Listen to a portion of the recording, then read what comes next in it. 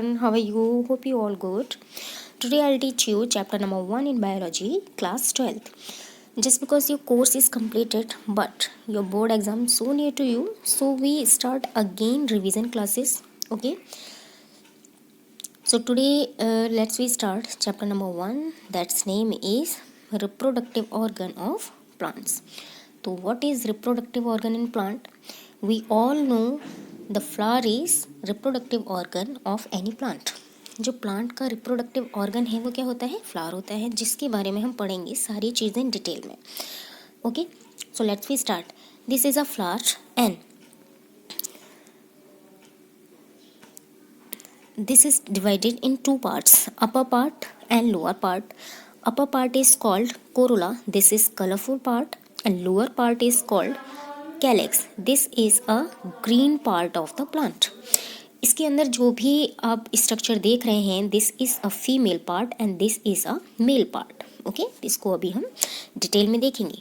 और जो upper part है ये क्या करता है? अट्रैक्ट करता है इंसेक्ट्स को, और इंसेक्ट के थ्रू ये जो पोलेंस हैं, पोलन क्या करते हैं? एक फ्लावर से दूसरे फ्लावर पर जाते हैं, फीमेल स्टिग्मा में एंटर करते हैं, देन फर्टिलाइजेशन होता है. ठीक है, तो अब हम इसको डिटेल में देखेंगे. ठीक है, ये है एंथर, ये है स्टिग्मा. ओके, और ये क्या है?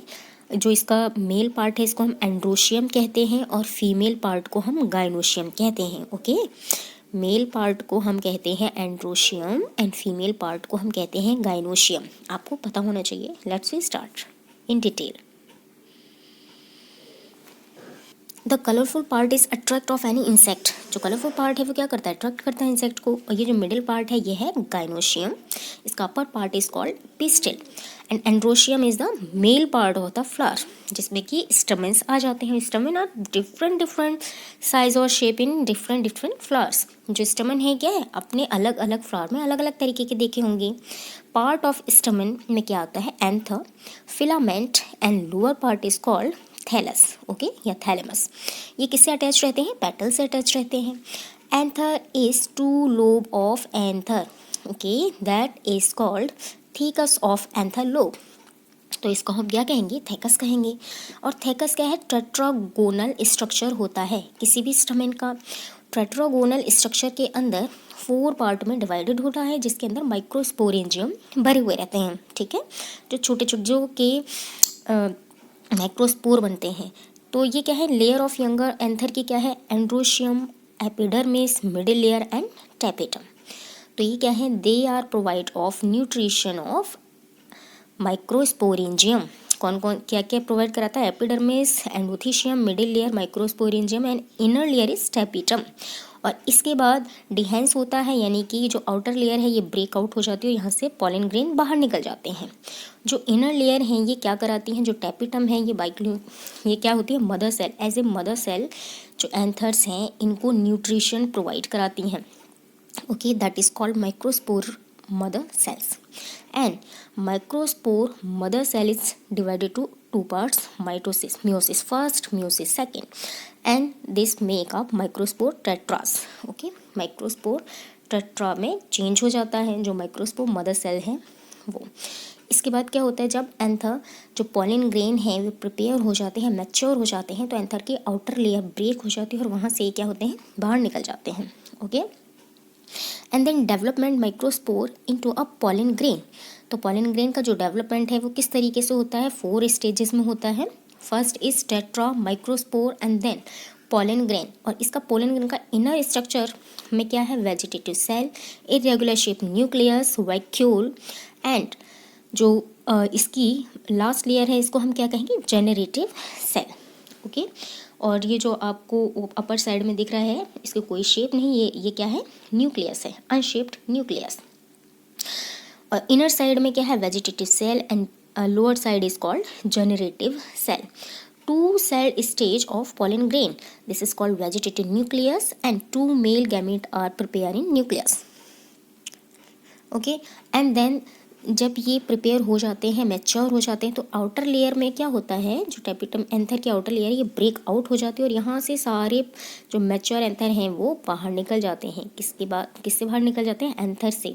Pollen grain. ठीक है, जो कि माइक्रोस्पोर हम जिनको बोल रहे थे वही पॉलन ग्रेन बन जाते हैं, जो कि एंजियोस्पर्म और जिम्नोस्पर्म में अलग अलग होते हैं, ठीक है। एंजियोस्पर्म और जिम्नोस्पर्म। जिम्नोस्पर्म क्या है, ज्वार है। एंजियोस्पर्म हिबिस्कस है, जिसमें फ्लावर होते हैं, उसमें अलग टाइप के एंथा और फिलामेंट होते हैं, और इनका जो साइज है, शेप है, स्ट्रक्चर है, वो अलग अलग तरीके का होता है, ठीक है। स्ट्रक्चर ऑफ पॉलन ग्रेन हम देख रहे हैं, क्या देख रहे हैं, स्ट्रक्चर ऑफ पॉलन ग्रेन।